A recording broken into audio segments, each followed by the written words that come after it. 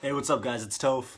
I've never really done anything like this before, but I kind of wanted to get my thoughts down in like a vlog on the whole like grassroots versus esports narrative that's sort of been a topic on Smash Twitter lately.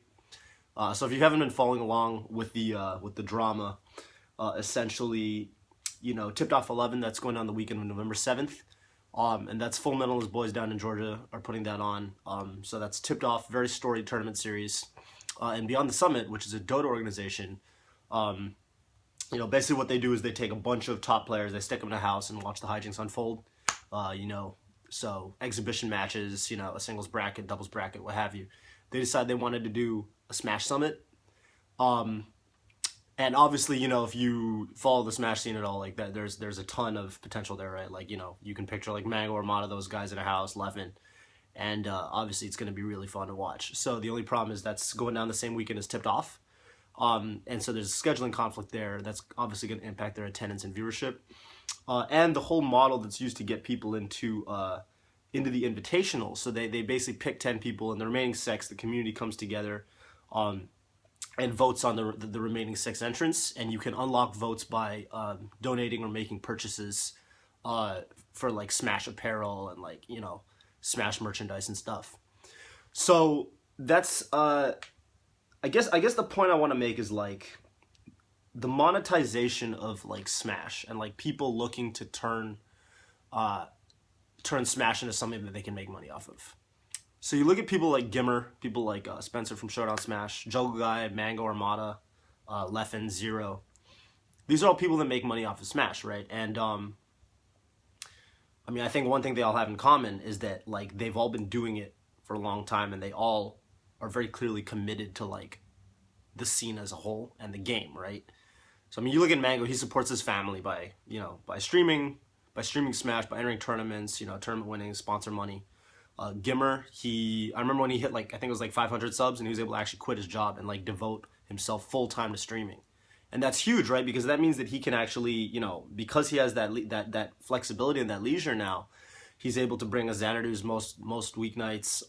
He's able to travel on the weekends and like really put in work and bring high quality content on a consistent basis to the Smash scene. That's really big. And when you really think about it, like, are we esports now? Like, yeah, Smash is getting there, but like, man, compared to like other games like League, Dota, CS:GO, we are still like, not nearly to that same scale, right? And, that's why the number of people we can count that are actually able to do this for a living on one or two hands. And I do think that our greatest strength, especially with Melee just because it's been around so long, but with Smash in general, is that how we love the game, right? Like, that's what all of us who are like invest in the community, like, that's why we're here. And if we really want to make money, we'd be playing some other game, right? If we really wanted to make money, and that was the number one prerogative, we would be doing something else. Me and Scar, we don't even really, we're not even really good examples because we don't cast for a living. We don't cast full time. In fact, when we go to tournaments, often I usually enter. So I'm not chained to a desk the way GIMR is. But when we sit down at the commentator's desk, like, we feel like we've succeeded if we've actually conveyed to the audience that this game that we play is sick, and that there's all the little nuances and intricacies of the game. If we can show our love and spread that love for the game to the audience, then we feel like we've succeeded. And I hope that one day, I hope that there are casters that are able to like come out of the woodworks and actually cast Smash full time.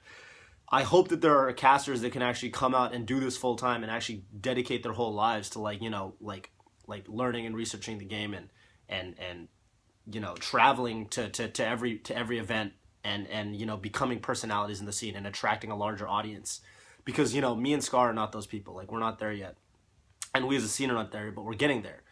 And so I guess the point that I want to make is that we have a very rare strength in our community that we're like, our players really love the game, and we all like have that deep love for Smash Bros. And what makes it special. And we have to actually use that, I think, to continue to grow. And I think that's what draws people to want to invest in our community, because they see that passion. And that's also how we are going to grow, is when we are able to have more people able to make a living off of Smash and able to, invest in the game and actually like dedicate their lives to it. And that's what I think monetization of Smash should be, is like people who can actually come out and do things, not because they want to make money, but they make money because they want to do it for Smash, right? And you know, we've got a lot of examples now in the community. Like, I think this is an ongoing conversation that needs to be had. Like, we have to continue to make these like evaluations, and I think that's why people having critical eye is a good thing, because like I'm really proud of the fact that there are a lot of people that don't want to lose the soul of the thing we do, right?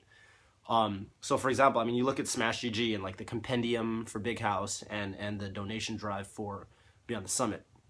I mean, you know, Smash GG, obviously they haven't been around super long, but I mean, I know those guys personally. Like, they all actually, they're actually a startup. They're a company. They work down the street from me. And those guys, you know, basically have decided, okay, we're gonna start a tech company and actually build a product and like create infrastructure and create, you know, tournament organization software for Smash. And that's sick. We actually have a scene now where, you know, where you can grow up and decide as your job as an engineer, you want to build stuff for Smash, and that's like a sustainable thing that you're starting to be able to do. That's amazing.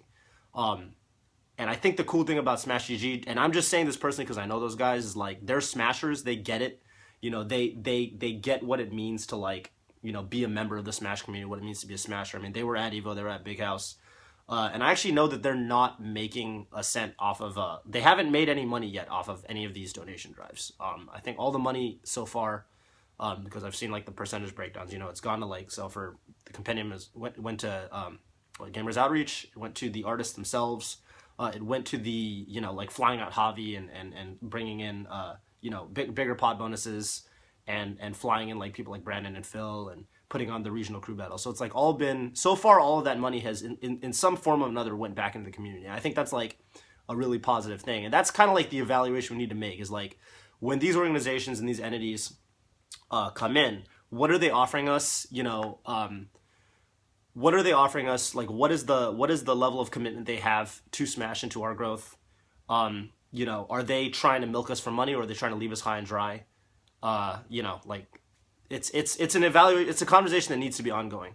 Beyond the Summit, obviously, I'm just meeting those guys. Like, you know, they're obviously new to Smash, but they've been around for a while and they've put on high quality like productions in the past. So like, yeah, it sucks. Like it sucks that there's the tipped off scheduling conflict, but like, I do have high expectations for their event. You know, I think the evaluation, it remains to be seen, basically, like, you know, what they can do for Smash. But I think, you know, done right, I think this partnership could be like a really good thing.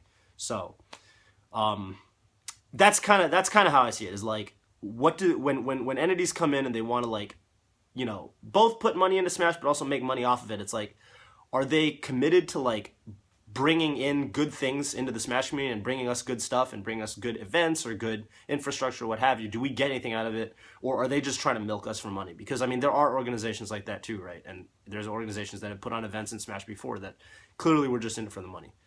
But yeah, I don't think it's a simple issue. I think it's complicated, and you know, I'd love to hear you guys' thoughts, and I'm down to continue the conversation on like the Toph and Scar show or whatever. But yeah, the TLDR is like, I think that ultimately, our passion as like Smashers' passion for the game and people being able to make money off of Smash, like, done right, those should be one and the same. Like, they shouldn't be mutually exclusive. Like, we should see more people like Mega, more people like Leffen, GIMR, Spencer from Showdown Smash. You know, that's the goal, right? That's the dream, is that people are actually able to do Smash for a living. All right, peace out.